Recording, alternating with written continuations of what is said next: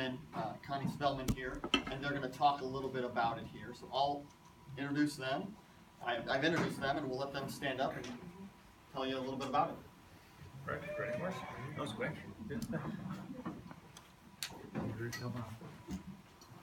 All right. Ready for me? Yeah.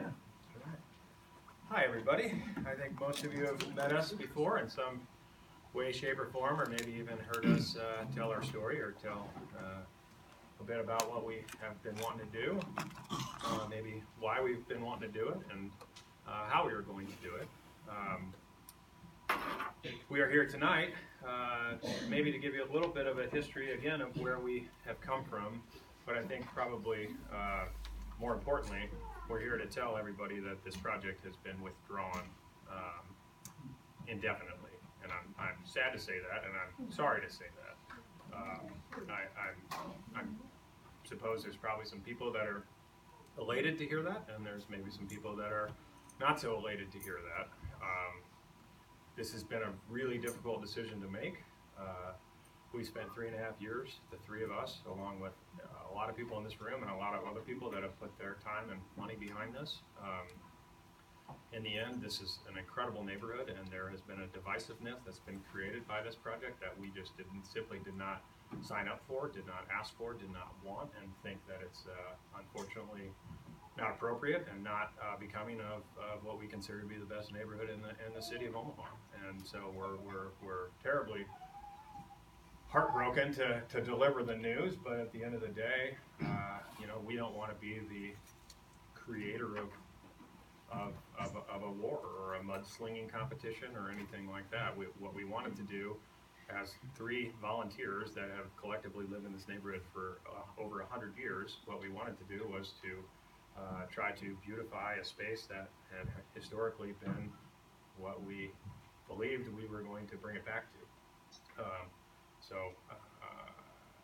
With that, there isn't a whole lot more to say. Probably can answer some questions. I wanted Adam and Connie here to have a chance to kind of remind everybody what this project truly was, and not necessarily be what's the word I want here? Confused with some misinformation that I'm afraid has been spewed about the neighborhood and created the divisiveness that I'm speaking of. I'm not here to be a martyr. I'm not here to fall on a sword. I'm here to talk about how disappointed I am and what is a civil discourse for 2 years has turned into an unnecessary problem. And I'm not going to be a part of that. And I know these two are not going to be a part of it either. And we're not willing to drag the rest of the good folks that have been involved in this into that. So with that, I guess I would ask that Adam gives you a brief reminder of what this project should and could have been, and if people have legitimate questions, we'd be happy to answer them. So go ahead. This is part of it's an Irish wake, so we're going to celebrate the Second Gardens together. It doesn't have to be all negativity. We're just going to do some positivity, but I want to be. We just didn't come out of this out of the air, right? And a lot of great partners, the city, everyone on the DMPA, but sort of led us to these old pictures. And these old pictures, let's start about 1910. We're gonna do let's have a little fun, a little Q&A.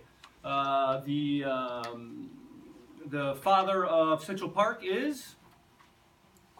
Olmsted, nice. One of his disciples was HMS Cleveland. The Omaha leaders back in the 1890s said, hey, how do we beautify our city? And they brought in HMS Cleveland. He said, think about creating some sort of grand boulevards across the city of Omaha, Fontenelle, Spring, Creighton, Happy Hollow. And they did that. Furthermore, how about we create some parks connecting all those boulevards, Fontenelle, Spring Lake, Elmwood. And they did that. And then they started talking with neighbors. So there was a famous neighborhood in this neighborhood that donated the original Second Gardens. Who's that? J. George. J. George donated the original Second Gardens, and him and his brother. And did he live to see it? No, he died in a car crash. But the city went through it, and so these are the beginnings of what the original visions were back in the 1890s. And what we found and what was inspiring to us is city leaders, community folks, neighborhoods, people in the community that said, okay, let's create this, right? And what would happen back in the 1910s, 1920s, as reported, family members on Sundays and Saturdays, they would get their Model Ts, Fords, they would go to Fontenelle, they would park there and have a picnic, then they would drive to Elmwood Park, and they would stop along the original sunken gardens back in the 1920s. And that's exciting, that's fun, that's what Omaha, there were some visionaries back then that said, let's contribute green space, let's have people walk in this green space, let's enjoy the green space. And so they even created a pond, the whole bit. And so see all these great old houses that are still here today that a lot of people live in. But we went through all these pictures, and those were inspiring to us. And we went to neighbors and showed them pictures, and they were inspired as well. So I just want to give you all background of where this came from. It didn't come out of the blue. We did a lot of history on our neighborhood. We have a great neighborhood. We have a lot of good beauty, a lot of open spaces, a lot of good walking spaces, a lot of beautiful flowers. And that's what it was all about at the beginning, with flowers and restoring a garden from the old days, right? And the one we thought of wasn't like the old one, up and down, right? We knew the football field was sacred. We knew the sledding was sacred. We just talked about a little flower garden right in the middle. And again, back to the old days, right? How the original visionaries had thought about how to make Omaha cool, how to make it engaging for all families. So just want to make sure you know, again, we didn't come out of this blue air. We're not wedding planners. We're not playing rock concerts here. We're not changing streets at all. We're just thinking about putting a flower garden like it once was. Right? So thank you for all the feedback. That has been a great process throughout all of this. As volunteers, talking with our fellow neighbors and giving us good feedback. We've gone through about 4 iterations on all that feedback. And so we appreciate all that feedback. It was great. Some of the recent feedback, not that helpful. And to Matt's point, we don't want to be part of a divisive dialogue, right? We're just volunteers.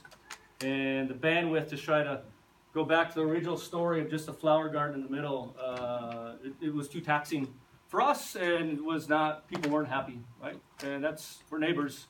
We're not trying to make people unhappy. We just went and did research on what the original sunken gardens were and thought we would restore it to a newer vision. So thanks for going through a little history for all of us. I recommend, it's been a great journey to go study your streets, your parts that might be close to you, understand why they were first built, how they used it back then, and maybe come up with some ideas on how you might beatify your neighborhood.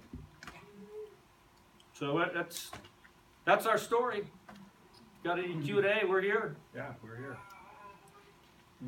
Molly? Well, I wanted to thank you for doing all the work that you did. I wanted to thank you for your persistence.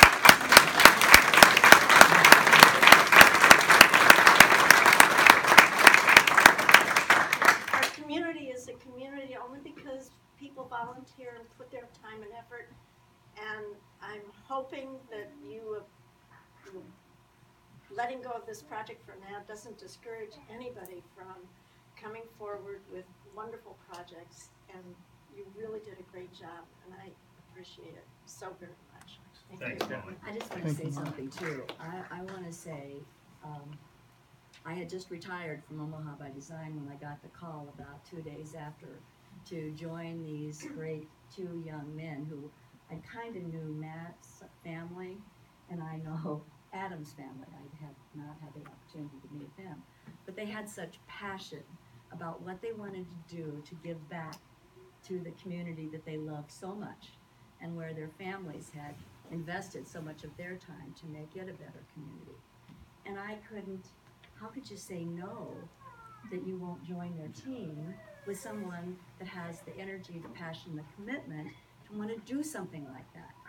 And so I just feel so fortunate, kind of as the odd man out in this trio here, to say thank you to them and for wanting to do this in the first place, and for having a determination the fun times that we had together, meeting people, working with people. I mean, our relationships, I didn't know as nearly as much of what the Dundee Homeowners Association does.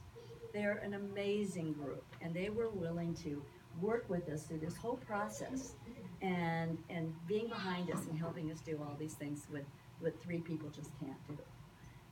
We worked with the city, and they have been fabulous. We've worked with the Omaha Community Foundation, which is the holder of all of the funds that we raised, almost $1 million, from a lot of people who thought that this was a great project.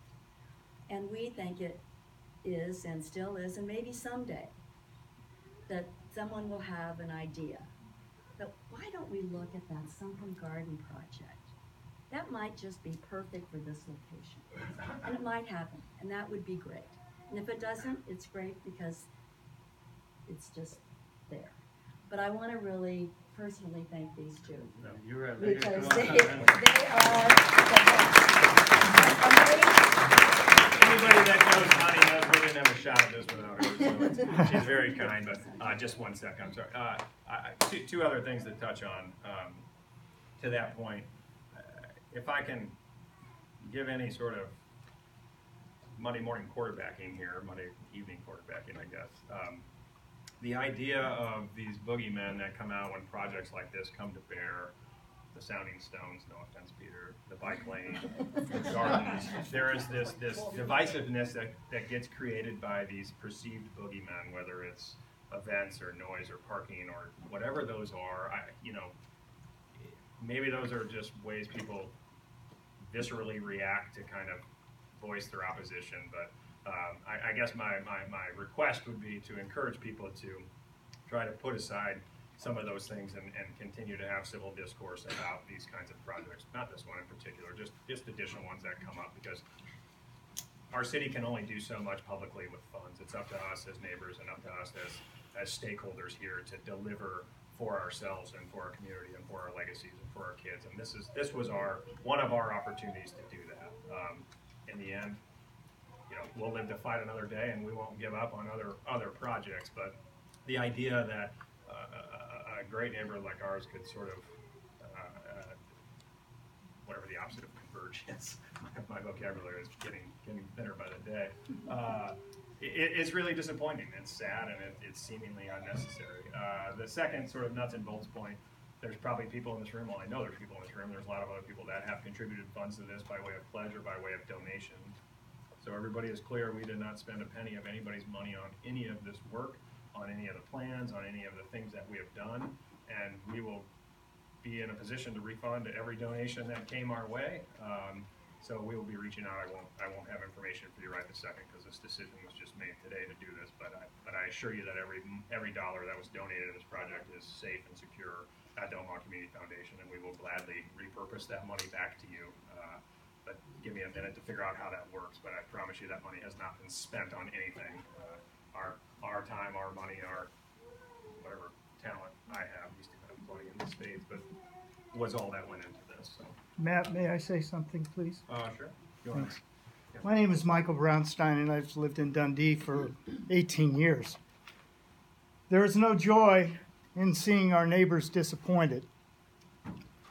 And in my interaction with these 3 people and with Peter as well, I have seen nothing less than integrity and actual honesty and passion. And I also salute them. I'll repeat, there is no joy in seeing them disappointed. I believe that there was an honest difference of opinion in how the sunks were supposed to be and how they should be going forward. I think it was a difference of opinion. I don't see the divisiveness that has been mentioned. I instead see a unity of interest that's been brought forth in our neighborhood. And I urge everyone here to continue to take that interest forward. And finally, if at any time any of the people who had a little bit different vision for the sunks than the project that was presented, would be willing to meet with these fine people and move forward with something that was agreeable to everyone, I would certainly welcome seeing that. But in finality, I like green space, I like nature, and I would like to see their talents be used to help move that forward. But that's all I have to say. I want to thank you guys, and I understand your disappointment. And Michael and everybody who I've worked with in this, everybody has been what I would expect from this neighborhood. So going forward, you know, we all have to remember that, you know, almost $800,000 has been spent on Memorial Park in the last 2 years, and much of that was donations, and that a cell tower that was set to go up isn't going up. And so we've won a lot in this neighborhood. Matt and I talked about how, and the board has talked about, we've won a lot in the last few years. I shouldn't say won, but we've been very fortunate because throughout this whole process, we completely understand the opposition that we spoke with, and they've been nothing but open with us, and so we share the same vision. So anyway. Again, this isn't an Irish funeral here. Let's kind of go on with this. Thanks very much, guys, for coming. But another Becky App is here. Becky App is the owner of E Creamery, but that's not why she's here. We in late